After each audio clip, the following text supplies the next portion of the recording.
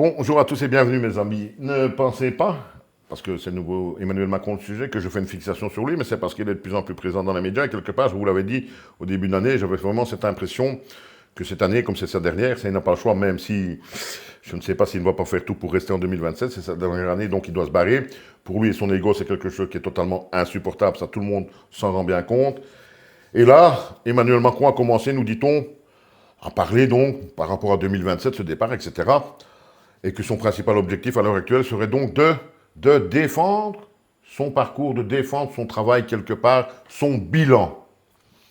Ça, mes amis, c'est déjà une preuve, selon moi en tout cas, d'un aveuglement par rapport à la réalité des choses, parce que son bilan, il est fait en 2 secondes, 0 sur 20. On n'a même pas besoin d'épiloguer.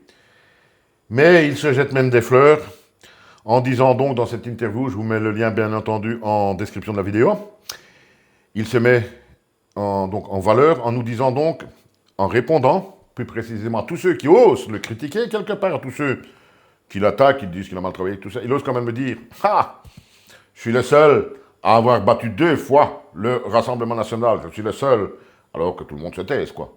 Eh bien, à ça, je vais quand même lui répondre, et je pense que vous serez d'accord avec moi. Emmanuel, tu n'as jamais battu le Rassemblement National.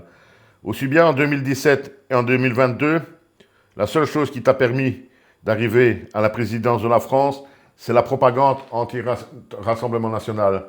En 2017 comme en 2022, donc, les Français n'ont pas voté pour Emmanuel Macron. Ils ont voté contre le Rassemblement National, parce que la propagande nous disait que le Rassemblement National était le plus grand danger pour l'avenir de la France. C'est simplement ça qui t'a permis d'être président 2 fois. Rien d'autre selon moi. Maintenant, peut-être que je me trompe. Mais moi, je n'oublierai jamais qu'en 2016, j'étais estomaqué, cloué sur ma chaise, et que je me suis dit, mon Dieu, non, pas lui. Quand je l'ai vu, je vous l'ai déjà rappelé, mais ça m'obsède, ça m'obsède. Quand je l'ai vu, donc, lors d'un de ses derniers discours préélectoraux, avoir cette fameuse phrase sur rictus ses points, c'est notre projet. Ce jour-là, je me suis dit, pas ce gars-là. Pas ce gars-là pour la France, ça, c'est pas possible. Il y a un problème avec ce gars-là. Et bien, 10 ans plus tard, ce gars-là défend son projet alors que l'Europe entière en parle. La France est complètement détruite et complètement à terre, à un genou, à terre pour le moment en tout cas. Il parvient à oser dire que lui, le grand, l'unique, le seigneur Emmanuel Macron, lui, c'est le seul, il le dit, c'est le seul qui a battu 2 fois le Rassemblement National. Non, non. Tu as juste battu le Rassemblement National parce que le pouvoir est en place, parce que les médias ont fait peur du Rassemblement National. Je n'espère qu'une chose, et c'est la conclusion. Je ne sais toujours pas si le Rassemblement National sera ou est une solution pour la France. Il faut qu'ils arrivent au pouvoir pour qu'on puisse juger là-dessus.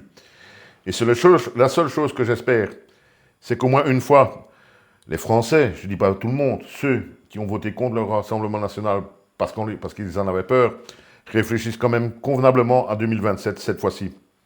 Parce que oui, la France a évité le Rassemblement National.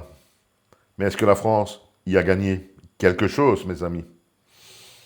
Vivement 2027, parce qu'il y a une seule et unique certitude, la Macronie ne sera pas réélue.